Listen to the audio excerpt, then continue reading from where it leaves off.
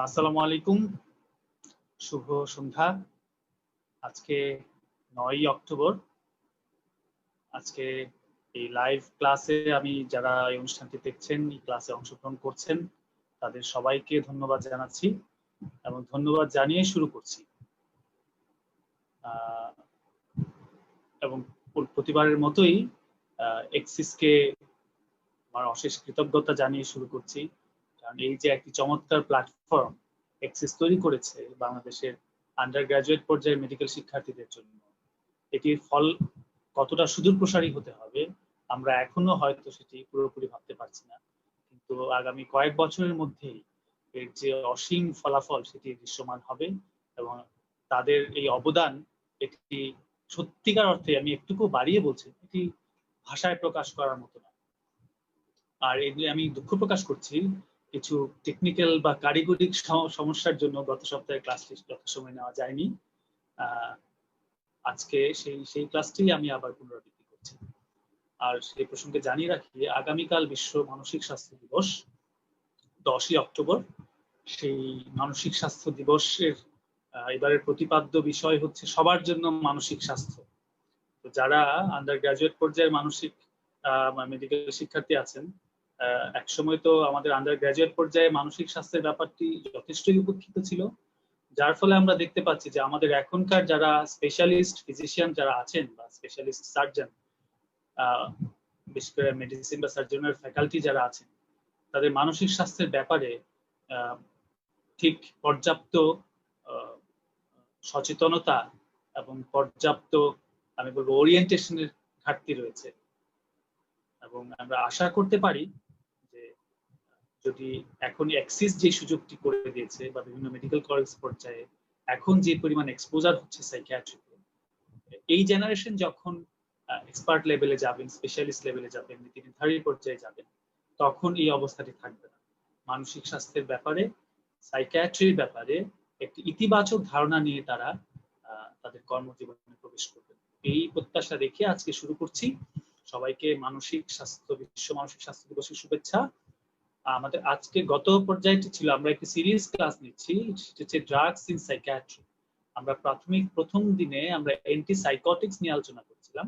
আজকে তার ধারাবাহিকতা অ্যান্টিডিপ্রেসেন্টস নিয়ে আলোচনা করব এবং তারপরে আমরা মুড স্ট্যাবিলাইজার এবং বেনজোডাইজেপিনস বা সিডেটিভ হিপনোটিক্স নিয়ে আলোচনা করব এবং পরে সামারি করে এই যে মানসিক স্বাস্থ্য সেবায় যেসব ড্রাগ ব্যবহার করা হয় তাদের ফার্মাকোলজিক্যাল এবং ক্লিনিক্যাল দুটো অংশই একটি কম্বাইন করে আলোচনা করব, যাতে থার্ড, ফোর্থ ইয়ার এবং ফিফথ ইয়ার সবাই যাতে এই থেকে উপকৃত হতে পারে। আমাদের আজকের ক্লাসে যাচ্ছি।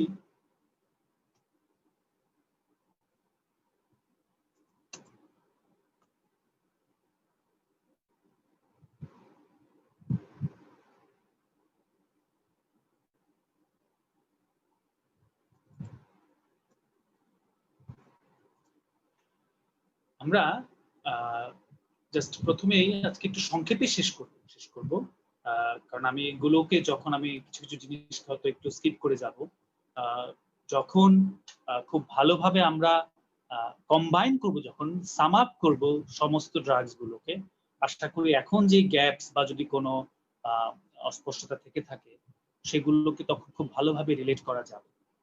সুতরাং তারপরেও আপনারা প্রশ্ন রাখতে পারেন, চেষ্টা করব সেই প্রশ্নগুলোর জবাব দেওয়ার জন্য।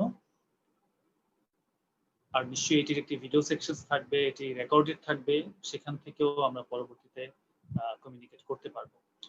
আসলে আমরা যদি ক্যাটাগরাইজ করি অ্যান্টি ডিপ্রেসেন্ট, অর্থাৎ ডিপ্রেশনে কি কি ঔষধ ব্যবহৃত হয়, যদিও এখানেও একটি মিসনোমার, আসলে যদিও বলা হচ্ছে অ্যান্টি ডিপ্রেসেন্টস, কিন্তু এগুলো কিন্তু শুধুমাত্র ডিপ্রেশনে ব্যবহৃত হয়, ডিপ্রেশন ছাড়াও আর অন্যান্য অসুখে ব্যবহৃত হয়। তো সেগুলো আমরা পরবর্তীতে আলোচনা করব। তো এই যে একটি গ্রুপ অফ ড্রাগস, অর্থাৎ একগুচ্ছ ঔষধ যারা অ্যান্টি ডিপ্রেসেন্ট নামে পরিচিত কিন্তু আরো বিভিন্ন অসুখে ব্যবহৃত হয়, তাদেরকে যখন আমরা ক্লাসিফাই করব বা ক্যাটাগরাইজ করব, তিনটি ক্যাটাগরিতে আমরা ভাগ করতে পারি। সেটি হচ্ছে মনোঅ্যামাইন রিঅ্যাপটেক ইনহিবিটরস, মনোঅ্যামাইন অক্সাইডেজ ইনহিবিটরস, আরেকটি হচ্ছে 5-HT2 বা 5-হাইড্রোক্সিট্রিপটামিন 2 অ্যান্টাগনিস্ট। এখন এই মনোঅ্যামাইন রিআপটেক, মনোঅ্যামাইন কি কি আছে? এগুলো হচ্ছে নিউরোট্রান্সমিটার যাদের অ্যামাইন গ্রুপ একটি। তো এই মনোঅ্যামাইন কি কি আছে আমাদের, খুব যেগুলো উল্লেখযোগ্য মনোঅ্যামাইন সেগুলো হচ্ছে ডোপামিন, সেরোটোনিন এবং হচ্ছে নরঅ্যাড্রিনালিন। এই তিনটি হচ্ছে মূলত আমাদের ব্রেনের মনোঅ্যামাইন। তো মনোঅ্যামাইন এগুলো আমাদের ব্রেনে, আমরা পরের স্লাইড দেখতে পারবো যে আসলে আমাদের কি হয়, একটা নিউরন থেকে নিউরোট্রান্সমিটার গুলো বের হয়ে সিনাপসে থাকে এবং সেখান থেকে তারা পরবর্তী সিনাপসে মানে পোস্ট সাইনাপটিক রিসেপ্টরে বসে সেখানে কিছু অ্যাকশন করে। এক পর্যায়ে সেই যে সিনাপসে যে রিসেপ্টর গুলো আছে, কিছু রিসেপ্টর আবার রিআপটেক হয়ে তার আগের রিসেপ্টরে আবার প্রবেশ করে, সেখান থেকে রিসাইকেল হয়ে আবার সিক্রেটেড হয়। এইভাবে চলতে থাকে। আবার কিছু মনোঅ্যামাইন বা নিউরো ট্রান্সমিটার ওই সিনাপসে থাকা অবস্থায় মেটাবোলাইজড হয়ে যায়। ঠিক আছে, এখন সেই যে কিছু মনোঅ্যামাইন অর্থাৎ ডোপামিন বা নরঅ্যাড্রিনালিন বা সেরোটোনিন, এই যে রিআপটেক হয়ে তারা আগের সিনাপসে আগের নিউরনে ঢুকে গেল, এটাকে এর মাধ্যমে কিন্তু সিনাপসে কিছু অ্যামাইন বা মনোঅ্যামাইন বা নিউরোট্রান্সমিটার ঘাটতি হয়। এই ঘাটতিজনিত কারণেও কিন্তু কিছু ডিপ্রেশন বা অন্যান্য কিছু সিমটমের উৎপত্তি বলে ধরে নেওয়া হয়। তার মানে কিছু ড্রাগস তৈরি করা হয়েছে যাতে এই প্রসেসটাকে বন্ধ করে সেখানে মনোঅ্যামাইন বা ওই নিউরোট্রান্সমিটারের কনসেন্ট্রেশনটাকে বাড়ানো যায়, যাতে তারা পোস্ট সাইনাপটিক রিসেপ্টরে বসে তাদের কার্যকলাপগুলো করতে পারে। ঠিক আছে, এই জন্য এই গ্রুপকে বলা হচ্ছে মনোঅ্যামাইন রিআপটেক ইনহিবিটরস। অর্থাৎ আমাদের সচরাচর আমরা অ্যান্টি ডিপ্রেসেন্ট বা এই গ্রুপসের যে সকল সমস্ত ড্রাগ ব্যবহার করি তার বেশিরভাগই এই গ্রুপে।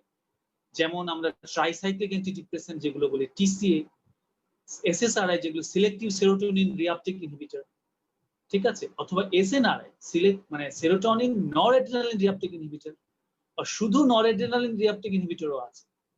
তো এই যে সমস্ত জিনিসগুলো, সেগুলোকে এই মনোঅ্যামাইন গুলোকেই রিআপটেকটা বন্ধ করে দিচ্ছে তাদের প্রিভিয়াস নিউরনে, যার কারণে প্রিভিয়াস নিউরনে তারা ঢুকতে পারছে না। তারা ওই নিউরোট্রান্সমিটার গুলো সিনাপসেই কনসেন্ট্রেট থাকছে বা তাদের কনসেন্ট্রেশন বাড়ছে। এর মাধ্যমে আমরা কিছু বেনিফিট পাচ্ছি। এটা এক গ্রুপ। আরেক গ্রুপ হচ্ছে মনোঅ্যামাইন অক্সাইডেজ ইনহিবিটর, যে বললাম যে সেখানে যে মনোঅ্যামাইন বা যে নিউরোট্রান্সমিটার গুলো আছে সেগুলোকে আবার এক গ্রুপ মেটাবলাইজ করে কিছু এনজাইমের মাধ্যমে। তো সেই যে মনোঅ্যামাইন অক্সাইডেজ অর্থাৎ এদের অক্সাইডেশন করে যে এনজাইমগুলো, সেগুলোকে আবার ইনহিবিট করে কিছু ড্রাগস আছে। তো যদিও এই মনোঅ্যামাইন অক্সাইডেজ ইনহিবিটরস যে ড্রাগগুলো মাও বলি আমরা, এই মাও গুলো কিন্তু আসলে বাংলাদেশে অ্যাভেলেবল না। সুতরাং সেগুলো নিয়ে আমি খুব বেশি বিস্তারিত আলোচনা করব না। এবং তৃতীয় আরেকটি হচ্ছে 5-HT2 অ্যান্টাগনিস্ট, অর্থাৎ পোস্ট সাইনাপটিক রিসেপ্টর তো অনেক রিসেপ্টর আছে, সেখানে যে সেরোটোনিন 5-HT2 মানে 5-হাইড্রোক্সিট্রিপটামিনের তো অনেক, তার ক্লাসিফিকেশন আছে 1 থেকে 7 পর্যন্ত। তো সেখানে যে 5-HT2 রিসেপ্টর আছে সেখানে অ্যান্টাগনিজমের মাধ্যমে কিছু ক্লিনিক্যাল বেনিফিট বা ফার্মাকোলজিক্যাল অ্যাকশন প্রোভাইড করে। তো সেগুলোকে ব্লক করে বা সেগুলোকে অ্যান্টাগনাইজ করেও কিছুটা তাদের মোড অফ অ্যাকশন তৈরি করা যায়। এইটাও আরেকটা গ্রুপ। সেই গ্রুপের মধ্যে কমনলি পাওয়া যায় সেটা হচ্ছে মিট্টাজেপিন। এই ড্রাগটা কিন্তু এখন বেশ ব্যবহৃত হয়, সাইকিয়াট্রিক ফিল্ডেও ব্যবহৃত হয়, অন্যান্য মেডিকেল ফিল্ড যারা ইন্টার্নিস্ট বা অন্য অনেক ফিজিশিয়ানসরাও ব্যবহার করে থাকে। অনেকের নাম শুনে থাকবেন মিট্টাজেপিন। সেই মিট্টাজেপিন হচ্ছে এই গ্রুপের ড্রাগ। তার মানে আমাদের ম্যাক্সিমাম ড্রাগগুলো কিন্তু যেগুলো অ্যান্টিডিপ্রেসেন্ট হিসেবে ব্যবহৃত হচ্ছে, যেমন টিসিএ যেগুলো বললাম, এমিট্রিপটাইলিন, নরট্রিপটাইলিন, ইমিপ্রামিন, এই ড্রাগস গুলো, সেগুলো হচ্ছে টিসিএ গ্রুপ। বা এসএসআরআই যেগুলো সার্ট্রালিন, ফ্লুঅক্সেটিন, এসিটালোপ্রাম, সিটালোপ্রাম, ফ্লুভোক্সাম, এই ঔষধগুলো কিন্তু এসএসআরআই গ্রুপের মধ্যে। এবং ওই যে এসএনআরআই যেগুলো আমাদের কিছু ব্যবহৃত হয়, যে ভ্যানলাফেক্সিন, ডুলোক্সেটিন, এগুলো সবই কিন্তু ওই মনোঅ্যামাইন রিআপটেক ইনহিবিটর গ্রুপের মধ্যে। মনোঅ্যামাইন অক্সাইডেজ ইনহিবিটর আমি এটা কোনো উদাহরণও দিচ্ছি না, এগুলো কিছু কিছু পাওয়া যায়, কিন্তু আমাদের দেশে এগুলো অ্যাভেলেবল না, সুতরাং আমি আর ভারাক্রান্ত করতে চাই না। 5-HT2 এই গ্রুপটা হচ্ছে পোস্ট সিনাপটিক রিসেপ্টরে কাজ করে HT2 রিসেপ্টরকে অ্যান্টাগনাইজ করার মাধ্যমে। সেই গ্রুপের মধ্যে উল্লেখযোগ্য বা সিগনিফিকেন্ট একটি নাম হচ্ছে মিট্টাজেপিন। এবার আমরা নামগুলো শুনবো SSRI, সেগুলো কি কি আছে। SSRI এর মধ্যে আছে ওই যে 6টি SSRI ক্লাসিক্যালি ছিল, একটার পর একটা এসছে, যেমন সিটালোপ্রাম, এসিটালোপ্রাম, ফ্লুওক্সেটিন, সার্ট্রালিন, প্যারোক্সেটিন, ফ্লুভোক্সামাইন। আপনারা নিশ্চয়ই নাম শুনে থাকবেন, কারো কারো পরিবারের সদস্যরা হয়তো এই ধরনের ওষুধ খেয়ে থাকেন, বা আমাদের স্টুডেন্টদের মধ্যেও কারো কারো খাওয়ার অভিজ্ঞতা থেকে থাকতে পারে, বা আপনারা যারা এগুলো পড়েছেন তারা জানেন, এই নামগুলো নিশ্চয়ই শুনেছেন। তো আমরা এসএসআরআইটা নিয়ে একটু আলোচনা করি। এসএসআরআই গুলো, এই যে ড্রাগস গুলো, এর মধ্যে খেয়াল করে দেখেন যে যেমন সার্ট্রালিন, এই ড্রাগসটি কিন্তু বেশ বহুল ব্যবহৃত একটি ড্রাগস। সাইকিয়াট্রিস্টরা তো ব্যবহার করেই, ইভেন অনেক নন সাইকিয়াট্রিস্ট, মেডিসিন স্পেশালিস্ট, কার্ডিওলজিস্ট, তারাও কিন্তু একটু ডিপ্রেশন, একটু অ্যাংজাইটি, হ্যাঁ, একটু সোমাটিক পেইন, একটু ক্রনিক পেইন, এইসব সমস্ত ইয়েতে কিন্তু নিউরোলজিস্টরা কিন্তু প্রচুর ব্যবহার করেন এই সার্ট্রালিন গ্রুপের, বা এসিটালোপ্রাম, বিভিন্ন রকম দেখবেন অ্যাংজাইটি ডিসঅর্ডারস বা প্যানিক ডিসঅর্ডারস, কার্ডিওলজিস্ট, স্পেশালিস্ট, ইন্টার্নিস্টরা এই ড্রাগসটা কিন্তু অনেক প্রেসক্রাইব করে দেন। তো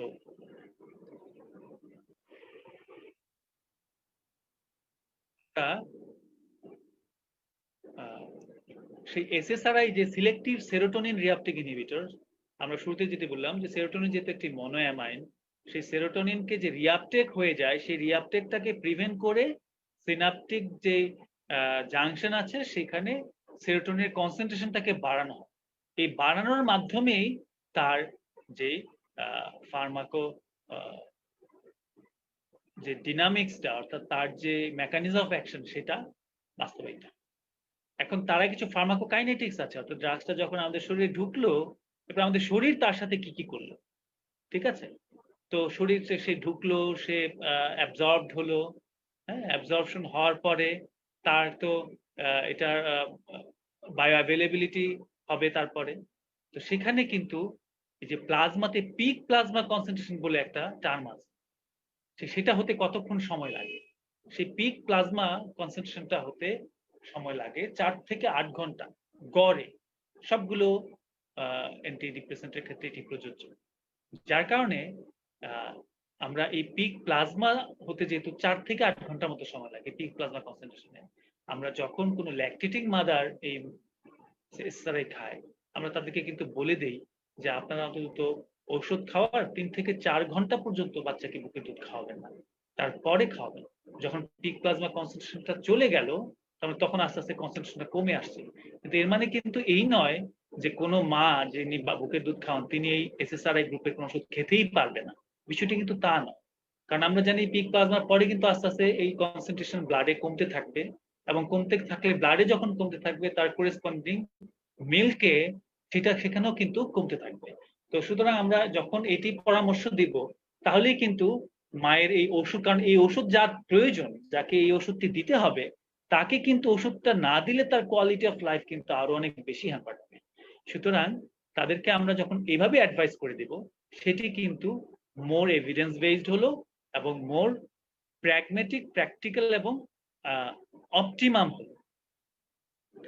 এরপর হাফ লাইফের প্রসঙ্গ, যে আমরা আসলে ডোজিং যে করি একটা ঔষধ, সেটি কিন্তু মূলত হাফ লাইফের উপরই নির্ভর করে, যে এটি হাফ লাইফ যেমন তার উপর নির্ভর করে সেটি কি আমরা ওয়ান্স ইন এ ডে দিব, নাকি টুয়াইস ডেইলি দিব, নাকি থ্রাইস ডেইলি দিব, নাকি 6 আওয়ারলি দিব, সেটা নির্ভর করে কিন্তু এই প্লাজমা হাফ লাইফের উপরে। তো দেখা যাচ্ছে এই একমাত্র ফ্লুওক্সেটিন ছাড়া এই এসএসআরআই গ্রুপের বাকি ড্রাগস গুলোর plasma half life on an average 20 থেকে 30 ঘন্টা। তার মানে দাঁড়াচ্ছে যে তাদেরকে তাহলে আমরা ওয়ান্স ডেইলি, দিনে একবার করে দিলেই হয়। যার কারণে দেখবেন এই সার্ট্রালিন, ফ্লুওক্সেটিন, প্যারোক্সেটিন যাই থাকুক, আমরা কিন্তু দিনে একবার করেই দিই সাধারণত। সেটা যেই ডোজই হোক, একটি ট্যাবলেট হোক, 2টি হোক, 3টি হোক, আমরা দিনে একবারই দিই, একবারের বেশি সাধারণত দেই না। কিন্তু ফ্লুওক্সেটিনের ক্ষেত্রে দেখা যাচ্ছে যে ফ্লুওক্সেটিনের হাফ লাইফ একটু বেশি, 48 to 72 আওয়ার্স। এবং ফ্লুওক্সেটিন এটি মেটাবলাইজ হওয়ার পরে যে এর যে মেটাবোলাইটস তৈরি হয়, নরফ্লুওক্সেটিন, এটিও কিন্তু বেশ অ্যাক্টিভ অ্যান্টিডিপ্রেসেন্ট প্রপার্টি আছে। এটির হাফ লাইফ আরো বেশি, প্রায় 7 দিনের মতো। যার কারণে আমরা জানি যে একটি ড্রাগসের হাফ লাইফ যত, তার 5 থেকে 7 গুণ বেশি সময় লাগে এইটি বডি থেকে ক্লিয়ার হতে, ঠিক আছে? তো অর্থাৎ আমি যদি একটি ওষুধ বন্ধ করে দিই, তাহলে তার যে হাফ লাইফ তার 5 গুণ সময় লাগবে ওষুধটি পুরোপুরি শরীর থেকে বের হয়ে যেতে। অর্থাৎ কেউ যদি, যেহেতু ফ্লুক্সিটিন আমরা বলছি যে 48 থেকে 72 ঘন্টা হচ্ছে ওর হাফ লাইফ, তো ফ্লুক্সিট তার মানে 2 থেকে 3 দিন। তার মানে ফ্লুক্সিটিন কেউ যদি একটা ওষুধ খায়, এটি শরীর থেকে পুরোপুরি বের হয়ে যেতে তার সময় লাগবে প্রায় গড়ে 10 থেকে 15 দিন। তো এই জন্য আমরা সাধারণত ফ্লুক্সিটিনস এই ড্রাগটির কিছু ইন্টারাকশন প্রপার্টি আছে, কিছু কিছু ড্রাগসের সাথে ইন্টারাকশন করে। সেই ক্ষেত্রে আমরা ফ্লুক্সিটিন প্রেসক্রাইব করার ক্ষেত্রে কেয়ারফুল হব যে কাদের সাথে ইন্টারাক্ট করছে এবং আমরা এই ড্রাগটি আমরা কিভাবে প্রেসক্রাইব করব। যদিও এটির হাফ লাইফ 2 থেকে 3 দিন, তারপরেও আমরা সাধারণত ক্লিনিক্যালি এটি কিন্তু আমরা ওয়ান্স ডেইলি প্রেসক্রাইব করে থাকি। এখানে মেকানিজমসটি দেখানো হচ্ছে ছবির মাধ্যমে। দেখেন যে এই আমি যে কথাগুলো বললাম যে একটি নার্ভের যেটি প্রিভিয়াস নিউরন তার এক্সন টার্মিনালে থেকে কিভাবে একটি নিউরোট্রান্সমিটার রিলিজ হচ্ছে, রিলিজ হয়ে সে সিনাপটিক ক্লেফটে থাকছে, সেই ক্লেফট থেকে সে পরবর্তী যে সিনাপস, পরবর্তী যে পোস্ট সিনাপটিক যে নিউরন আছে, অর্থাৎ সেই নিউরনে সেখানে কিন্তু সে রিসেপ্টর গুলোতে বাইন্ড করছে এবং এভাবে তার এক নতুন অ্যাকশন পটেনশিয়াল তৈরি করে তার মেকানিজম অফ অ্যাকশনটা শো করছে। তো এই যে এখানে যদি কোনো প্রবলেমস হয় তাহলে কিন্তু এই যে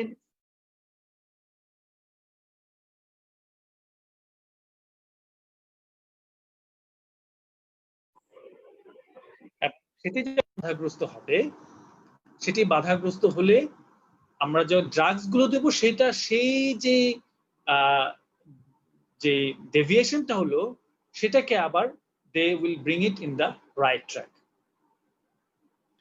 এই যেমন আমরা এসএসআরআই কথা বলেছিলাম, আমরা এই স্লাইডে কিন্তু দেখতে পাচ্ছি যে আমরা এই যে দেখলাম যে এসএসআরআই ড্রাগসটা কি করছে, তার যে রিআপটেক চ্যানেলটা আছে সেই চ্যানেলে গিয়ে বসে ওই চ্যানেলটি বন্ধ করে দিচ্ছে, যার কারণে যেই সেরোটোনিন গুলো সিনাপটিক ক্লেফটে জমা হয়েছিল সেগুলো আর তার পূর্বের যে নিউরন আছে সেখানে আর রিঅ্যাবজর্ব বা রিঅ্যাপটেকেন হতে পারলো না, যার কারণে সিনাপটিক ক্লেফটে এই সেরোটোনিনের কনসেন্ট্রেশনটি বেড়ে গেল। এর মাধ্যমে তাদের মোড অফ অ্যাকশন হবে। আমরা দেখতে পাচ্ছি যে এই যে এখানে অনেকগুলো নিউরোট্রান্সমিটার আছে, মানে পোস্টসিনাপটিক রিসেপ্টরস গুলো সম্পর্কে বলা হয়েছে যে কোন রিসেপ্টরকে কোন রকম অ্যাকশন। এটি খুব একটা আজকের আমাদের মনে হয় যেটা আসলে একটু পোস্ট গ্রাজুয়েট লেভেলের কথাবার্তা চলে আসবে।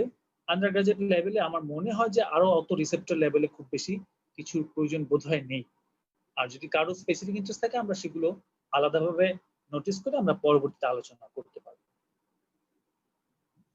এবার সাইড ইফেক্টস এর ক্ষেত্রে আসি, যে আসলে আমাদের যে স্টিগমার কারণে কিন্তু আমাদের কিছু ভুল বা ভ্রান্ত ধারণা প্রচলিত আছে যে এই ধরনের ওষুধগুলো এসএসআরআই বা অ্যান্টিডিপ্রেসেন্ট এগুলো বোধহয় খুব ডেঞ্জারাস, এগুলো বোধহয় মানে এরকম একটি ধারণা কিন্তু আমাদের চিকিৎসক সমাজেও প্রচলিত।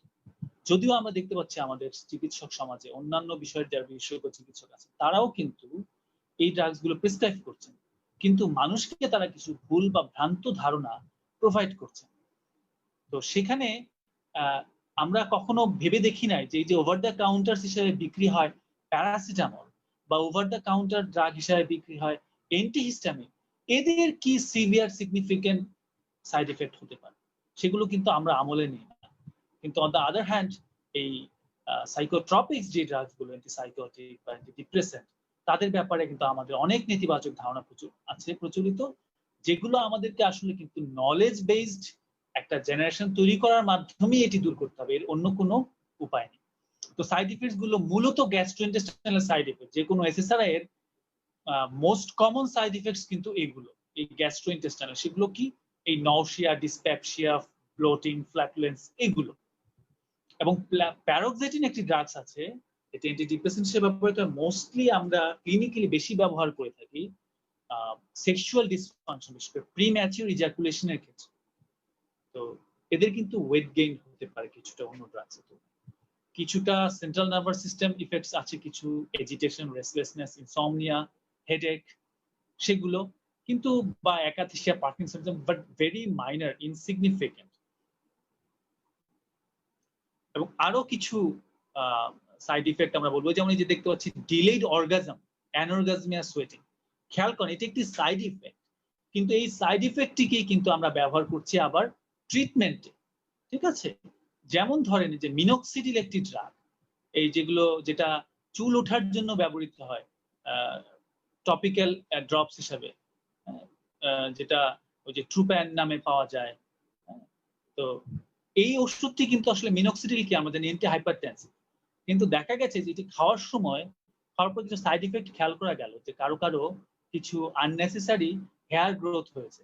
তো তখন দেখা গেল আরে তার মানে তো এটা হেয়ার গ্রোথ করছে, তখন এর টপিক্যাল ইউজ করে দেখলো যে এতেও কিছুটা হেয়ার গ্রো করানো যায়, যার কারণে এটা বল্ডনেসের ট্রিটমেন্ট হিসেবে এখন লোকাল মিনক্সিডিল টপিক্যাল ড্রপস হিসেবে ব্যবহৃত হচ্ছে বাজারে।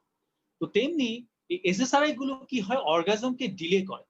তো তার যেহেতু অর্গাজমকে ডিলে করছে বা অ্যানঅর্গাজমিয়া করছে, তো যাদের প্রিম্যাচুর ইজাকুলেশন, আগেই অর্গাজম হয়ে যাচ্ছে, আগেই তার ইজাকুলেশন হয়ে যাচ্ছে, তাদেরকে ঠিক দিয়ে দেখা গেল যে তাদের ইজাকুলেশনটাকেও ডিলে করানো যাচ্ছে।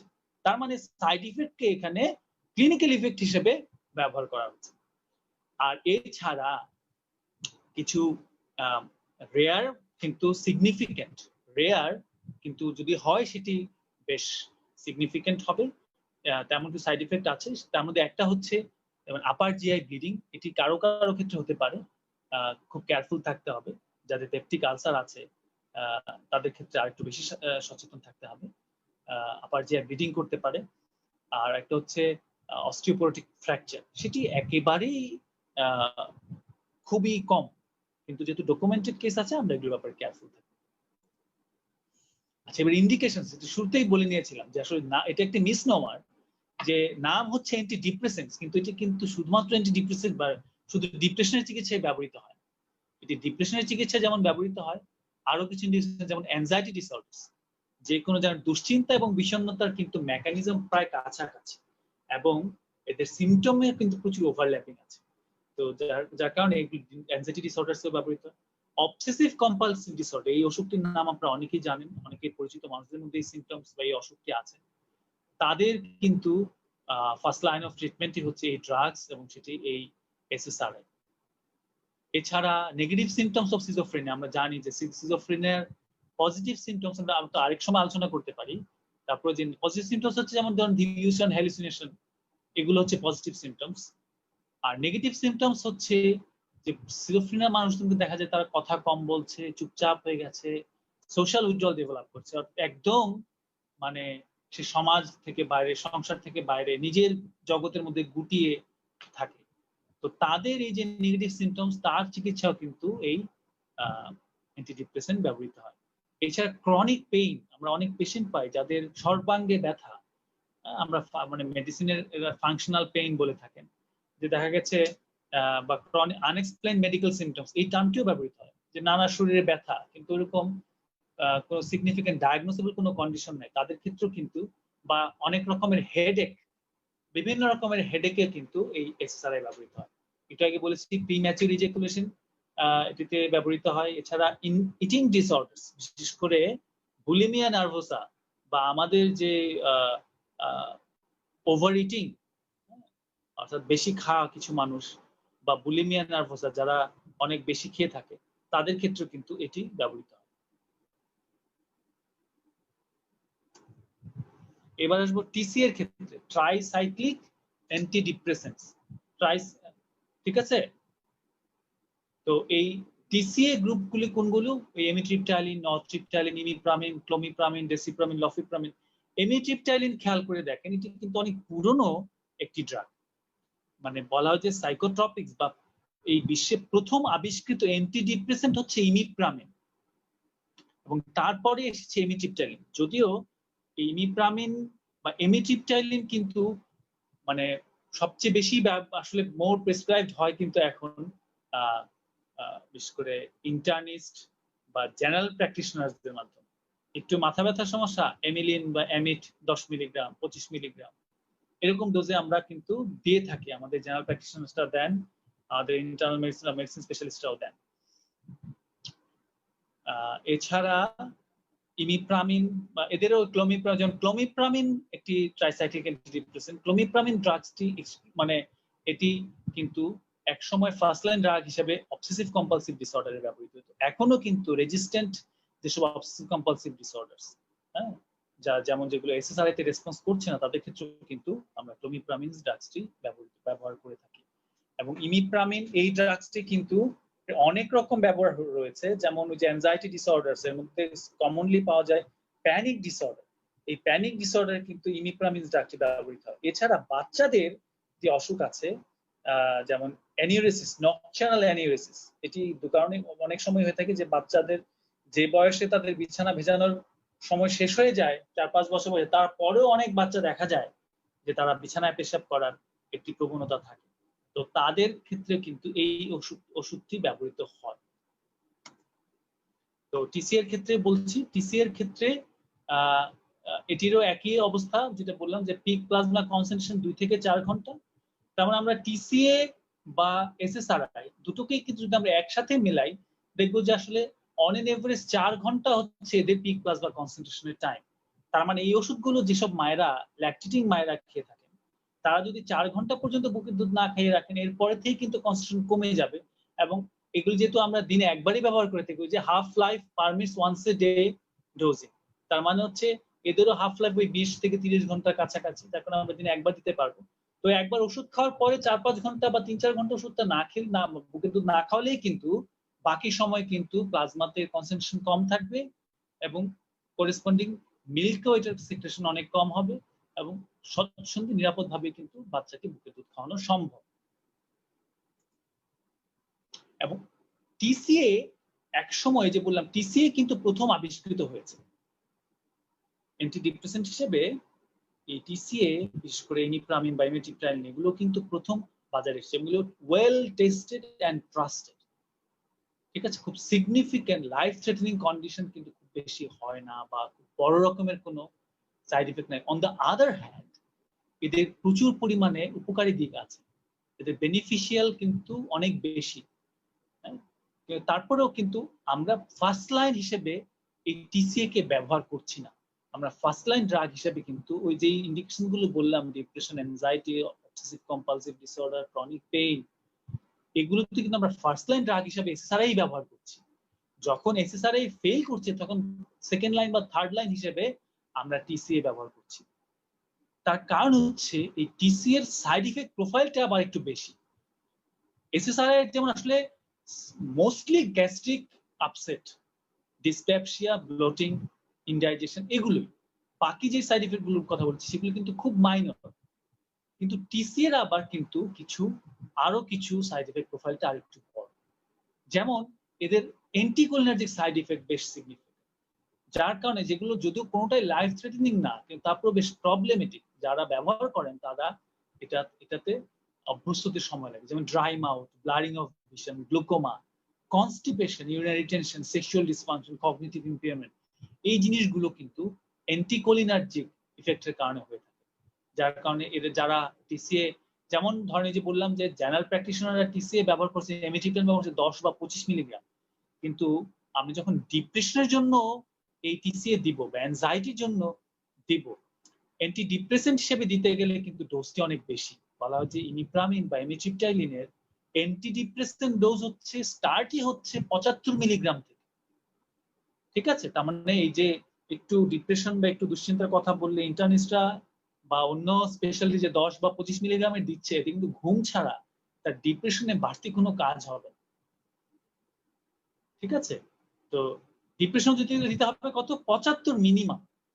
ঠিক আছে, তো সেখানে এই 75 মিলিগ্রাম যদি আমরা দিতে চাই, তো তাহলে সাইড ইফেক্ট প্রোফাইলটিও বেড়ে যাবে।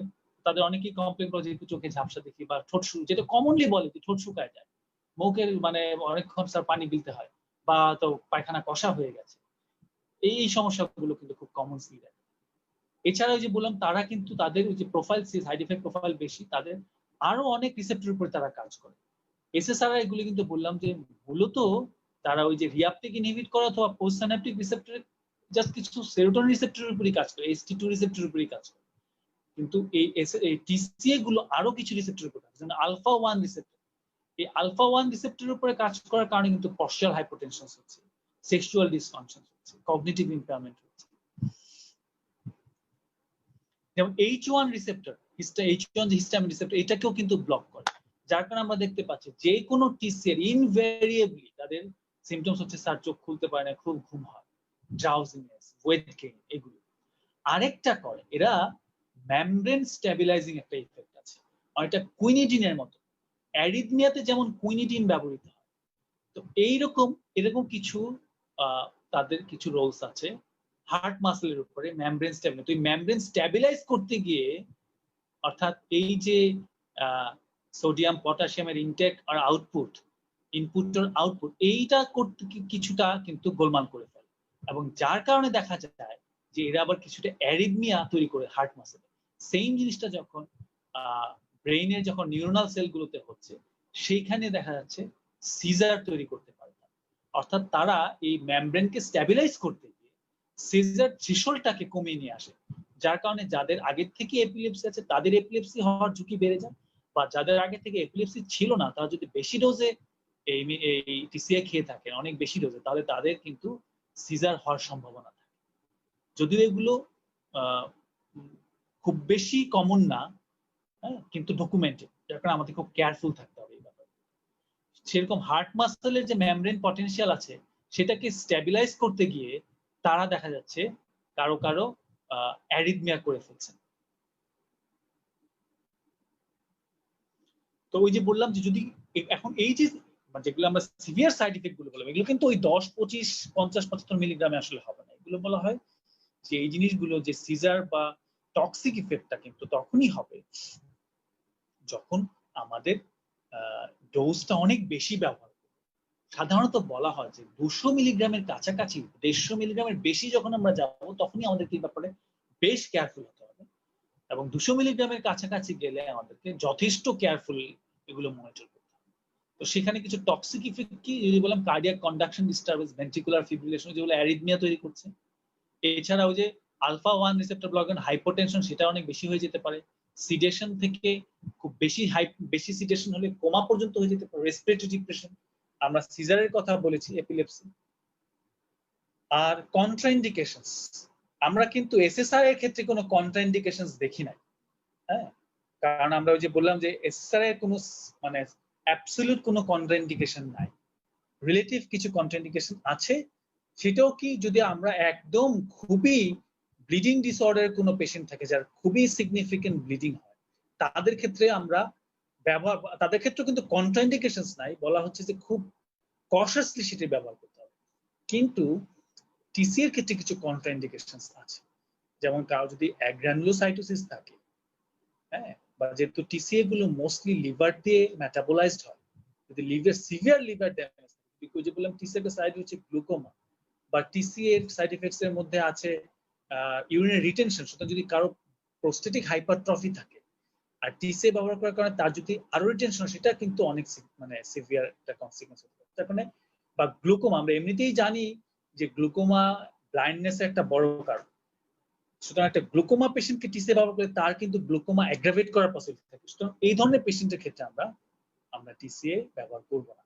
বা আনকন্ট্রোলড এপিলেপসি, এমনিতে বললাম যে সিজার থ্রেশহোল্ডটাকে কমিয়ে রাখে, যার কারণে যাদের আগে থেকে এপিলেপসি আছে তাদের এপিলেপসি হওয়ার প্রবণতা বেশি।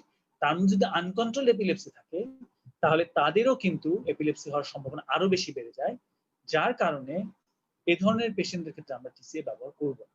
সিগনিফিকেন্ট কার্ডিওভাস্কুলার ডিজিজ, সুতরাং ওই যে বললাম যেহেতু কার্ডিওভাস্কুলার একটি প্রবলেম, কন্ডাকশন ডিস্টারবেন্স বা অ্যারিথমিয়া করতে পারে, সুতরাং যাদের খুব সিগনিফিকেন্ট যদি কোনো মায়োপ্যাথি থাকে বা মায়োকার্ডিয়াল ইনফার্কশনের পেশেন্ট, হ্যাঁ, যদি তাদের সেরকম বা কোনো অ্যারিথমিয়ার patient, pre existing cardiac arrhythmia, তাদের ক্ষেত্রে আমরা কিন্তু টিসিএ ব্যবহার করব।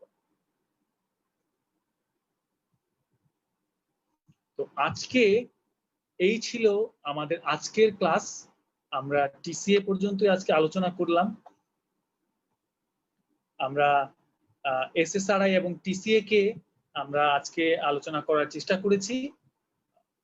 তো মোটামুটি আমাদের এন্টি ডিপ্রেসেন্ট গ্রুপস এর মধ্যে আরো দুটো কিছুটা ওই যে বললাম যে এসএনআরআই একটি আছে এসএসআর এর পাশাপাশি, যেগুলো মনোঅ্যামাইন রিঅ্যাপটেক ইনহিবিটরস এর মধ্যে, যেগুলো ডুলোক্সেটিন, ভ্যানলাফেক্সিন, এই ওষুধগুলো কিন্তু ইদানিং ব্যবহৃত হচ্ছে বিভিন্ন পেইনফুল কন্ডিশনে এবং রেজিস্ট্যান্ট ডিপ্রেশন, যে যাদের নর্মাল এসআরআই কে ডিপ্রেশন বা অন্যান্য অ্যাংজাইটি ডিসঅর্ডার ভালো হচ্ছে না, প্লাস মির্টাজিপিন 5-HT2 অ্যান্টাগনিস্ট, সেই মির্টাজিপিন ড্রাগসটিও কিন্তু বেশ প্রেসক্রাইব হচ্ছে বাজারে, এটি অনেক বেশি পরিচিত একটি ড্রাগ। তো আমরা পরবর্তী ক্লাসে যখন আমরা মুড স্ট্যাবিলাইজার অর্থাৎ সোডিয়াম ভ্যালপ্রয়েট, এই ওষুধটির নাম নিশ্চয়ই আমরা শুনেছি, লিথিয়াম, এই ড্রাগস গুলো নিয়ে আলোচনা করব, এবং বেনজোডাইজেপিন বা সিডেটিভ হিপনোটিক্স, ডায়াজেপাম, এই ধরনের ঘুমের ওষুধ সহজ বাংলা ভাষায় যদি বলি, এগুলো নিয়ে যখন আমরা আলোচনা করব তখন এই ওষুধটি আলোচনা করে থাকবো, এবং পরে আমরা এই সামগ্রিক ড্রাগস গুলো নিয়ে একটি কম্বাইন ক্লাসে আমরা সবগুলোকে কোরিলেট করার চেষ্টা করব, যাতে আমাদের একটি মানে কি বলবো, একটি সামগ্রিক একটি ধারণা যাতে আমাদের তৈরি হয়। তো আজকে ক্লাসটি ধৈর্য ধরে শোনার জন্য আপনাদের সবাইকে ধন্যবাদ। দেখা হবে নিশ্চয়ই পরবর্তী ক্লাসে। আর আপনাদের সবাইকে ধন্যবাদ জানাচ্ছি। আজকে এই পর্যন্ত।